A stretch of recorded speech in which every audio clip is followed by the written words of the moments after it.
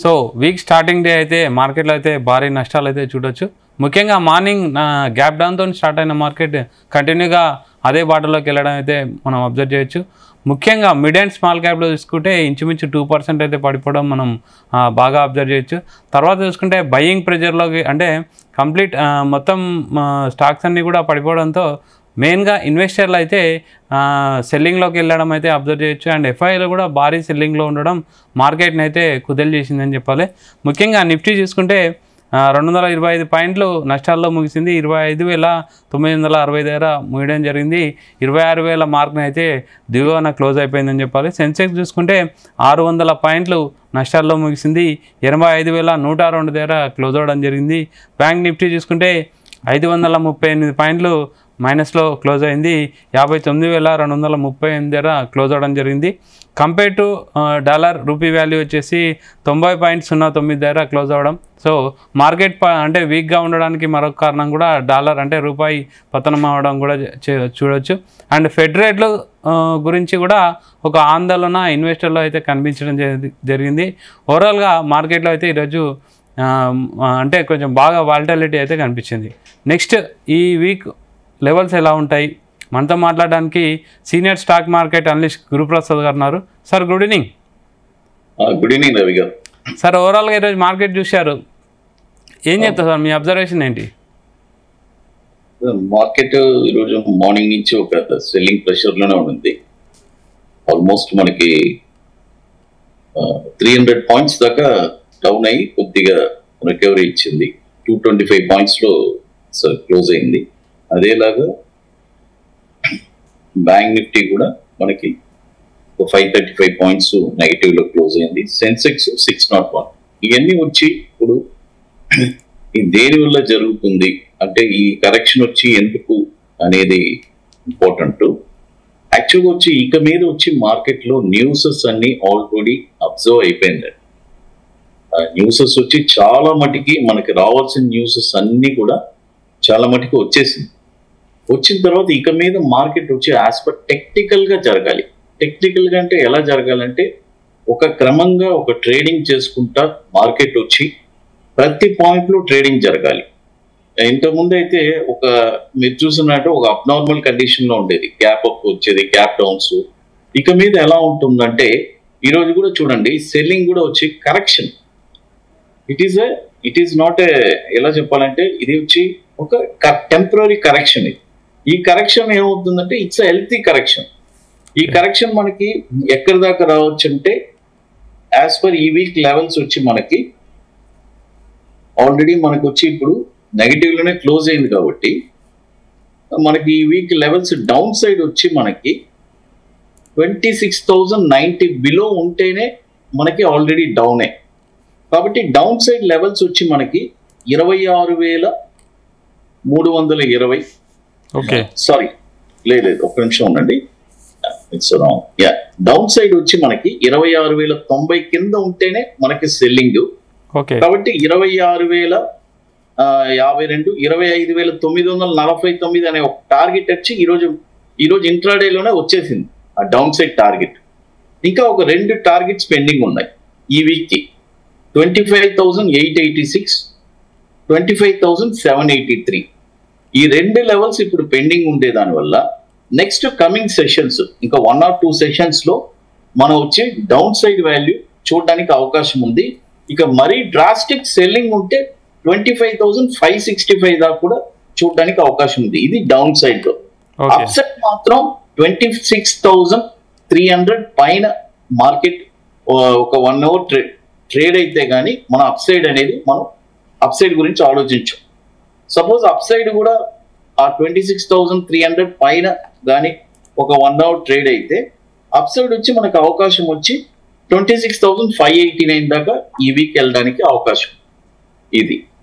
అయితే ఏదైనా ఒకటి మీరు గమనించేస్తే లాస్ట్ వీక్ లో వచ్చి 25,891 అనేది ఒక ఉన్నింది. ఎగ్జాక్ట్ గా ఈ రోజు లో వచ్చి 25,892. అంటే లాస్ట్ వీక్ ఒక్క పాయింట్ బ్రేక్ అవ్వలేదు లో. నెక్స్ట్ వచ్చి లాస్ట్ వీక్ లో ఆ ఒక్క పాయింట్ అంటే చూడండి ఈ రోజు ఎంతమంది అది మైన్యూట్ గా గమనించుంటారో నాకు తెలీదు. నిఫ్టీ వచ్చి లాస్ట్ వీక్ 25,891. ఈ రోజు చూడండి లో ఎగ్జాక్ట్ గా మనకి నిఫ్టీ 25,892. కరెక్ట్ గా 892 వచ్చి అక్కడి నుంచి ఇప్పుడు ఒక 100 పాయింట్స్ దాకా రికవర్ అయ్యింది. కాబట్టి ఆ 891 నెక్స్ట్ బ్రేక్ అయిందంటే మనం చెప్పిన లెవెల్స్ డౌన్ సైడ్ లెవెల్స్ వచ్చి ఇంకా ఫర్దర్ గా ఆ పెండింగ్ లెవెల్స్ ఈ వీక్ చూడడానికి అవకాశం ఉంది. అదేలాగా మనకి బ్యాంక్ నిఫ్టీ కూడా మనకి డౌన్ సైడ్ వచ్చి ఆల్రెడీ డౌన్ సైడే ఉంది కాబట్టి 59,550 కిందే మనకి సెల్లింగ్ అనేది స్టార్ట్ అయిపోయింది. డౌన్ సైడ్ పెండింగ్ లెవెల్స్ వచ్చి 58,955 అండ్ 58,675. ఇది డౌన్ సైడ్ పెండింగ్ లెవెల్స్ ఉన్నాయి. ఇంకా మరీ డ్రాస్టిక్ ఏదైనా సెల్లింగ్ వస్తే 58,080 దాకా రావడానికి అవకాశం. ఇది బ్యాంక్ నిఫ్టీ. బ్యాంక్ నిఫ్టీ మళ్ళీ అప్ సైడ్ వచ్చి 60,020 పైన ఒక 1 అవర్ ట్రేడ్ అయిందంటే అప్ సైడ్ మనకి ఎక్కడి దాకా వెళ్ళడానికి అవకాశం ఉందంటే 60,425, 60,598, 60,879. ఇది అప్ సైడ్ మనకి అవకాశం. అదేలాగా సెన్సెక్స్ కూడా ఇప్పుడు మనకి క్లోజింగ్ వచ్చి 85,102 క్లోజ్ అయ్యి ఉంది. బట్ మన సెల్లింగ్ లెవెల్ కిందే ఉంది, 85,440 బిలో ఉంది కాబట్టి సెల్లింగ్ లోనే ఉంది. డౌన్ సైడ్ పెండింగ్ లెవెల్స్ వచ్చి 84,418 ఒక లెవెల్ ఉంది. అదేలాగా 84,748 అండ్ 84,418 ఈ రెండు లెవెల్స్ మనకి పెండింగ్ లో ఉంది. అదేలాగా ఇక మళ్ళీ ఏదైనా డ్రాస్టింగ్ ఎక్కువ సెల్లింగ్ ప్రెషర్ వస్తే 83,721 దాకా కూడా రావడానికి అవకాశం ఉంది. అప్ సైడ్ కూడా 86,000 పైన ఒక 1 అవర్ ట్రేడ్ అయితే అప్ సైడ్ కూడా మనకి 86,400, 86,700, 87,000 వెళ్ళడానికి అవకాశం సార్. ఇప్పుడు ఓకే సార్, ఇప్పుడు ఓవరాల్గా ఈ ఇయర్ అయితే ఎండింగ్ వచ్చింది సార్. అంటే 8 ఇంకొక 20 నాకు తెలిసి ఒక 10 ట్రేడింగ్ సెషన్స్ సార్, 10 or 15 ఉంటుండొచ్చు. ఓవరాల్గా మీరు అన్నట్టు ఇంతకుముందు డిస్కషన్లో భరత్ సార్తో డిస్కషన్లో కూడా చెప్పారు, ఈ నెక్స్ట్ ఇయర్ మొత్తం మనకు మంచి పాజిటివ్ మోడ్లోనే ఉంటుందని చెప్తున్నారు. అంటే కొత్తగా అంటే న్యూ ఇయర్ స్టార్ట్ అయింది, కొత్తగా ఇన్వెస్ట్మెంట్ చేయాలనుకునే వాళ్ళకి కానీ ఆల్రెడీ పోర్ట్ఫోలియోలు మేనేజ్ చేస్తున్న వాళ్ళకి ఏం చెప్తారు సార్? చూడండి, నెక్స్ట్ ఇయర్ మీరు ఫ్రెష్గా ఇన్వెస్ట్మెంట్ చేయాలంటే ఈ ఇయర్ ఎంత అయ్యి వచ్చిందో ఇప్పుడు ఆల్రెడీ వచ్చి మనకి 20 ఎంత వచ్చిందంటే 26,300 చిల్లర ఎంతో అయ్యి వచ్చింది. అయ్యి ఇంకా ఎంత వస్తుందో తెలీదు, ఇంకా ఒక 20 డేస్ ఉంది కాబట్టి మేబీ ఇంకొక 300-400 పాయింట్స్ కూడా పెరగచ్చు మంత్ ఎండింగ్ లోపు.